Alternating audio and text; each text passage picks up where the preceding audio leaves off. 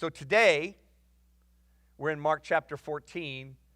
We're going to see what happens next in that story. And the way we're going to do it is in a message entitled, Jesus Pray Place. How many of you had kids and you've gone to McDonald's or Burger King or wherever, and you go to the play place? That's where you go to play. That's the purpose of the place, the play place. Jesus goes to his pray place. And we're going to see probably one of the most intense moments of communion with God. It is emotion, but it is also obedience. We can't have a passion, emotional experience and then go back to the way we've always lived. We can't have a passionate worship service, Taylor leading us in an amazing song of communion, and then walk out of here and live like the rest of the world. If Christ is in you, we're to be different. So how do we connect all of that? Jesus took time away from his everyday to get away to pray. It's recorded all through his life. This is one of the places in the last week of his life that he went. So, we're going to read the story. It's 11 short verses. They're going to make observations. We're just going to make some points about what went down in the story. But then I'm going to take a left turn, and I'm going to spend a little more time on one idea that you might overlook. For years I did. But this time through Mark, it was like, wait a minute, what is that all about? So that's where we're headed. We are in Gethsemane. The New International Version of the Bible puts those headings, and they contextualize the stories in the Bible with headings. This one is entitled, only one word, Gethsemane. Gethsemane is a place outside of Jerusalem. Those of us that are going to go on the Holy Land trip in March, that is part of our itinerary. We're going to go to Gethsemane. It is on the Mount of Olives. It still is there. It is still a mountainside with olive groves, olive trees. It is across the Kindred Valley from Jerusalem, not far walk. In fact, if you'll remember, Jesus was in Jerusalem in the temple this last week, the Holy Week, and he would leave the city during the evening to rest and get away. This is Thursday. They have had the Last Supper, the Passover one. Jesus has said, this is my body, this is my blood, as we mentioned already today. And they still didn't get it. They still did not quite get it. But who would really? Who would get a plan that included punishment and torture and a murderous death on the cross as a way to fix things? So, the Bible says they left the upper room. Now, there was only Jesus and the 11 because Judas has already left to betray Jesus. So he's out of the scene at this point. They make the short journey and they end up in Gethsemane. Let's read it, then we'll make a few points. They went to a place called Gethsemane. Jesus said to his disciples, sit here while I pray. Then he took Peter, James, and John along with him and began to be deeply distressed and troubled. My soul is overwhelmed with sorrow to the point of death, he said to them. Stay here and keep watch.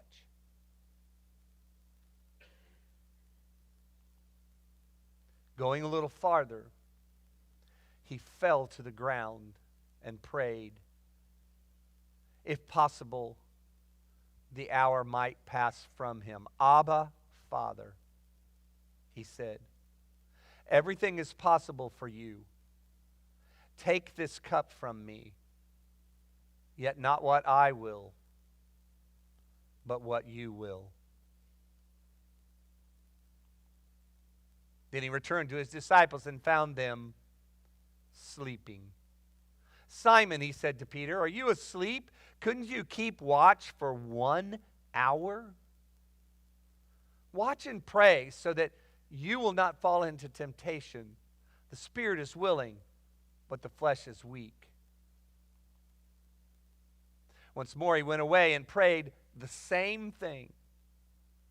When he came back, he again found them sleeping because their eyes were heavy. They did not know what to say to him. Returning a third time, he said to them, are you still sleeping and resting? Enough. The hour has come. Look, the Son of Man is delivered into the hands of sinners. Rise, let us go. Here comes my betrayer.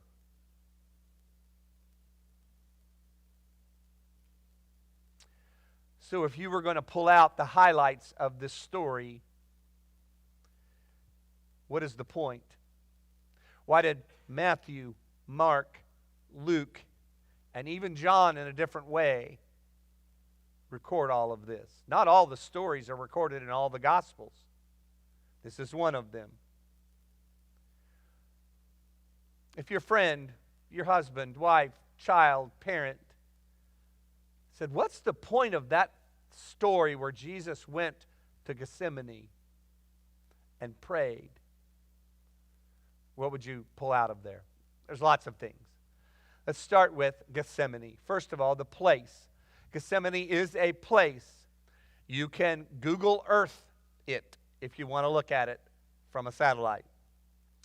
As I mentioned, some of us will, in March, Lord willing, will walk to that place. We might stand on the same ground where the disciples were asleep, or that Jesus talked to his daddy, Papa, Abba, Father. The word in Greek means oil or olive press, which makes sense why they called this mountainside the Mount of Olives. There were olive trees there. There still are. And they were harvested. They were used in Jewish society in a lot of ways. They used that oil to light lamps. They used that oil for skin conditioner. They poured on them for hygiene. They used it for cooking, all kinds of things. So it was very valuable. It was important to their culture and their lifestyle. There probably, scholars write, there probably was an oil press there, an olive press.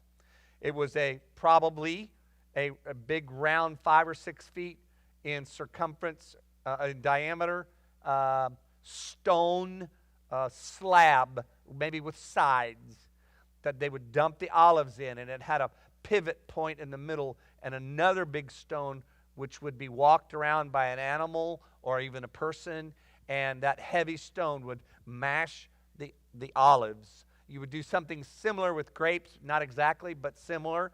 And then there were holes in the stones, and the olive oil would drip and be collected underneath. But it involved crushing. So Gethsemane is a place, but Gethsemane is something that happened. It's a crushing. It's almost like you're taking the olives in this case, or even grapes in the case of making wine.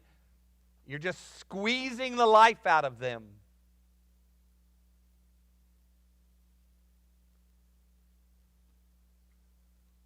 Why would God do that to Jesus? Gethsemane is also a picture of Jesus praying. Jesus is God. God the Father is God. Is he talking to himself? What's that all about? Well, the human mind can hardly, basically only, understand the concept of the Trinity. God the Father, God the Son, God the Spirit, all three different, but all three the same. One God, not three. Co-equal personalities, different roles, but yet in community or communion with each other. Jesus, in certain ways, set aside his divinity by becoming a baby born in a stable in Bethlehem, by growing up as a boy in the household of Joseph and Mary, a carpenter. He became a man that went to synagogue, was taught by rabbis, and then at age 30 began a ministry of his own, unique to any others. So he was fully man, setting aside some of his divinity, the part of him that was fully God. And so he's praying, and he's asking his Father, Abba, if there's any other way to accomplish your will, take this cup from me. But not what I want, Father, it's what you want. So he resurrenders his life again. We also see a picture in this story of us, humans, in a stark contrast. Jesus is up probably early on Thursday morning. It is now Thursday night. He's going to be arrested, so there is no sleep on Thursday night. Friday morning, he's still under trial and condemnation. The crowds are chanting, "Crucify him," and by noon he's on the cross. And the disciples are sleeping and soon scattering. Why would God do that to Jesus? He went to his pray place because he knew what was coming. And what was coming was not only betrayal by Judas for 30 pieces of silver, but what was coming was the judgment, because you and I betray him. We turn against him. We sin and think nothing of it. It wasn't his sin that crushed him. It was yours and mine. Especially in the West, in the 21st century, in the richest nation that's ever existed on the planet. We have 5 versions of the Bible on shelves in our house. We throw away more food than what most of the world has. We sit in an air-conditioned, cushioned chair for church. And people all around us are dying without Christ in their sin for eternity. Why would God do that? Well, it has to do with what we're going to look at next. Jesus prayed. Remember what he prayed? Father, if there's any way, take this cup from me, but not me, not my will, your will. Cup. What cup? He has no cup. It's not a physical thing. So think about this. What is a cup? Okay, so when I mentioned that word, there's lots of pictures that might pop into our mind. But primarily, it's going to be, those of you that are coffee drinkers, it's going to be a cup for first thing in the morning, many of you. Jill doesn't drink coffee every morning, but every once in a while, if I'm up or she's in the other room not up or she is up, she's busy, I will hear the coffee maker click on because it's programmed. And you hear it. And it fills itself. I assume it's coffee. I don't go look. I don't care. I don't drink it. It's her deal. That's what you think of. It's something that holds something else. So if Jesus in his pray place, in one of the most intimate moments with his Father, says, remove this cup. What's in the cup? What's in there? That's what he says. If there's any way, take this cup from me. So here's the last word I want you to think about. I don't know 100%. I've not been anywhere.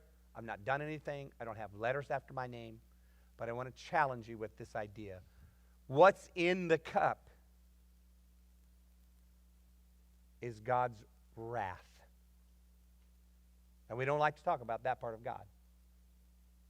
We want to talk about the emotional, loving, tender, kind, forgiving. That part of God. The God that's on the right side of the Bible. The good Bible, not the bad Bible on the left. But God's wrath is really from beginning to end. In Exodus 32, you remember the story of where Moses had gone up the mountain for the 10 Commandments. They had them. He comes back down, and they had made a golden calf, and were now worshiping this calf. Aaron is there, and I think Aaron says, I gathered up the gold and threw it in the fire, and this golden calf jumped out, I think is what he says, popped out. What does God do? Remember how the story ends? God's wrath and judgment, very clear. Moses calls all who want to follow Yahweh, come to me, step toward me, step up, step out. Only the tribe of Levi did. And he tells them, take a sword by your side and go to and fro and kill every neighbor, every brother, every person who has rejected God, Yahweh, the Lord your God. And 3,000 people were slaughtered that day. We like to talk about the 3,000 people in the New Testament that Peter preached to and were saved and baptized that day. That is God's love and grace. But when Jesus returns, it's not going to be as a baby born in some obscure village somewhere that no one knows about. He is returning as the righteous king, the warrior judge, to separate the sheep and the goats. God's wrath we see in Exodus. But it's not just there. We also looked at Christmas, the most famous verse in the Bible, John 3:16. God so loved the world that he gave his only Son, that whoever believes in him will not perish but have everlasting life. We took it one verse farther. God did not send his Son into the world to condemn the world, but that the world might be saved through him.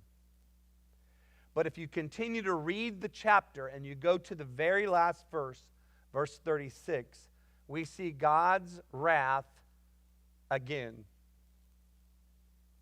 Verse 36, whoever believes in the Son has eternal life. Yay, I like that part. But whoever rejects the Son will not see life, for God's wrath remains on them. So what are we to do with this? Jesus goes to his pray place. We think to be encouraged and strengthened for what is ahead. And that probably is it. John in chapter 17 records that he prays for unity between him and his Father in what is coming his way. But he also prays for you and I. He says, I also pray for those who will believe because of them, because of the disciples. So that's us. There's an amazing picture of love in the last few hours of Jesus' life where he gets alone with his Father, with the Creator, and he intercedes for you. And make no mistake, he knows your name then. He knows what you're struggling with now. He knows what's coming. He didn't pray for you to be removed from it or either be protected from it. He prayed that you would be one, that we would be together in it. In one of the most intimate prayers of love, he has a cup that is soon to be filled with God's justice and wrath. And he's going to bear it for us. He was pierced for our transgressions. And by his wounds, we are healed.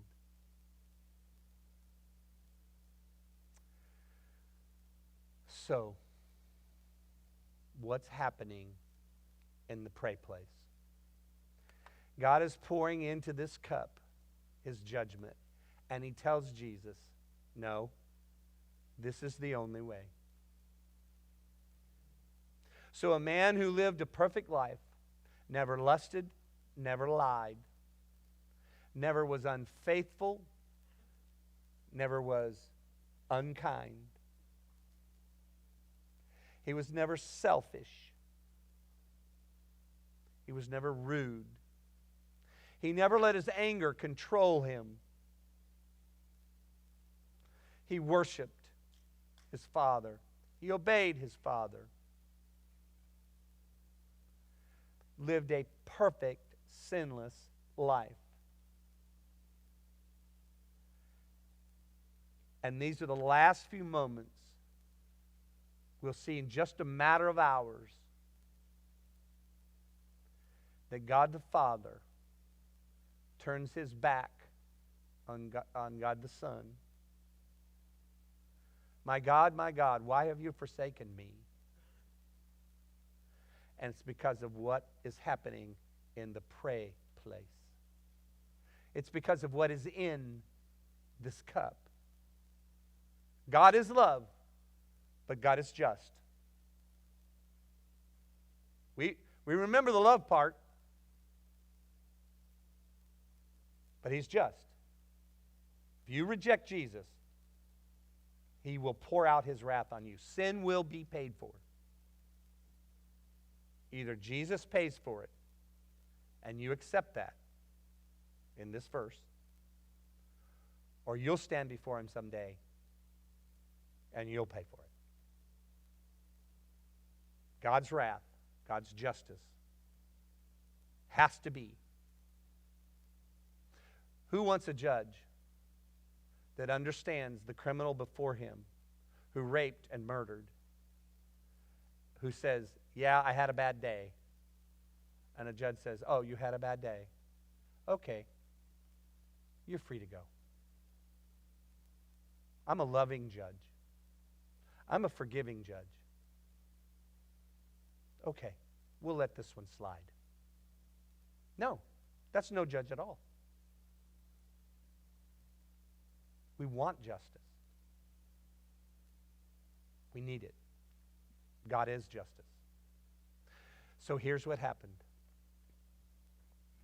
We're seeing it unfold in the pray place. Maybe it's 10 p.m. Maybe it's midnight. Jesus is now beginning to see the flickering of some torches coming across the Kindred Valley. They're starting to make their way up the side of the Mount of Olives. They're coming for him. His betrayer is leading the way, going to betray him with a kiss. Here's what's happening. God made him who knew no sin to be sin. Don't miss the next two words. For us. So that in him, not in yourself, not in your good works, not in your church attendance, not in living a good moral life, not in being kind and hoping that it'll all work out, in him, we might become the righteousness of God. Taylor alluded to that, the great exchange. God's wrath is in that cup, and it's going to be poured out soon. On him, so we live, and it's not poured out on us. So, with that information, how can we live like we've always lived? How can we live understanding the wrath of God poured onto Jesus for our sake and not live differently? So as we close today, I want to challenge you, just like Mark challenged our students, the little guys, our littles, with the little sheet to hand out, certain things to read, goals to do, things to attain. Just like I challenged 21 college-age students. Who is it that should be here?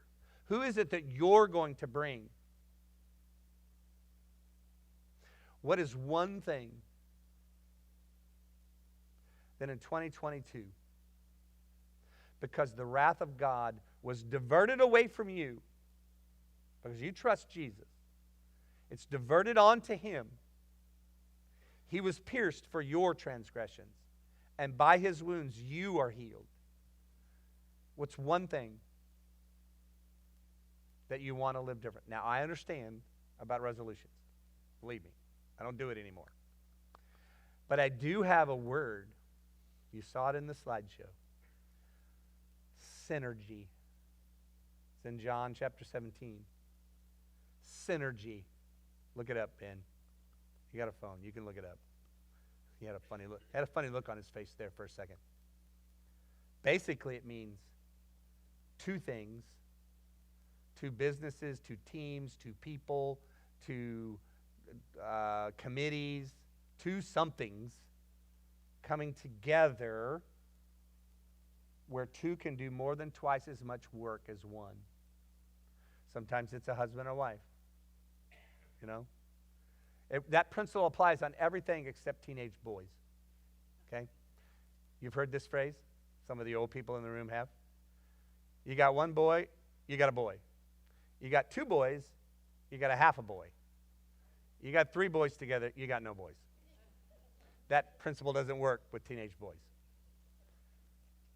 Two can do more than twice as much work as one.